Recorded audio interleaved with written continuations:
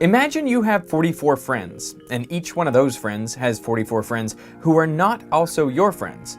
And each of them has an additional 44 friends, each of whom has 44 friends, who again has 44 friends, and they have 44 more. Then, in a chain of just 6 steps, you would be connected to 44 to the 6, or 7.26 billion people, more than are alive on Earth today. And we've contemplated how closely connected we are since long before MySpace even existed. Back in 1929, a Hungarian author and poet named Frigyes Karinthy wrote a short story called Chains. And in it, one of the characters challenges the others to find another person on Earth that he cannot connect himself to through fewer than 5 intermediaries. This is the origin of 6 degrees of separation. If the theory is correct, it means that you would be connected to the Queen or Tom Cruise in just 6 steps. But they may be the easy ones. What about this shop owner or the Mongolian sheep herder?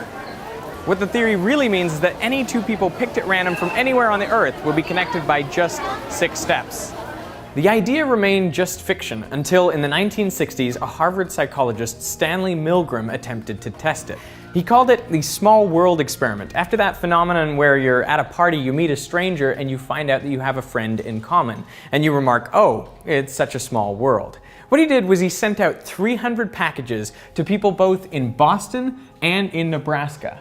Now, what he wanted those people to do was try to send their package to a target person in Boston. But they weren't allowed to send it directly to him. They had to send it to someone they knew on a first-name basis, who they thought had a better chance of knowing the target, and they could forward it on in the same way. Now, as you might expect, most of the packages never made it, but 64 did, and the average path length was 5.2. So now 6 degrees of separation had experimental confirmation. A mathematician named Paul Erdos had tried to work out the theoretical properties of networks like these, but he didn't have any information on the structure of real social networks, so he decided to work on networks where the connections between nodes were all completely random. And we can actually simulate a network like this using buttons and thread, where we just connect up the buttons at random. What Erdos found is that when the number of links per node is small, the network is fragmented. Pick up any button and few others will come with it. But once you exceed an average of 1 connection per node, the behavior of the network changes dramatically. They almost all link up, forming a giant cluster. Now if you pick up any button, almost all of the rest will come with it. This change happens rapidly, and it resembles a phase transition in physics. And you could call this a small world network, since the path between any 2 buttons is short. In 1994, a couple of college kids invented a game called 6 Degrees of Kevin Bacon, in which you try to connect any actor to Kevin Bacon through just 6 steps, through his co-stars. Now, a couple of sociology researchers got access to their database of 250,000 actors, and they analyzed the network, and what they found was that it was a small world network, meaning between any 2 actors there were only a very small number of steps. And that's very similar to a random network. But unlike a random network, the actor network also showed a high degree of clustering. That is, they often work together in small groups. So how do you get both this grouping behavior, a high degree of clustering, and the short number of steps between any 2 actors? Well, to figure this out, they looked at 2 different extremes. Imagine a circle of nodes. Now, if you connect them at random, you get the same outcome as Erdos.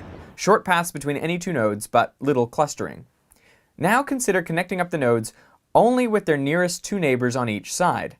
Now clustering is high, but path lengths are long for 2 nodes picked at random. But what if you take this setup and rewire just a small number of connections randomly? What you find is that the path length drops rapidly, but clustering still remains high.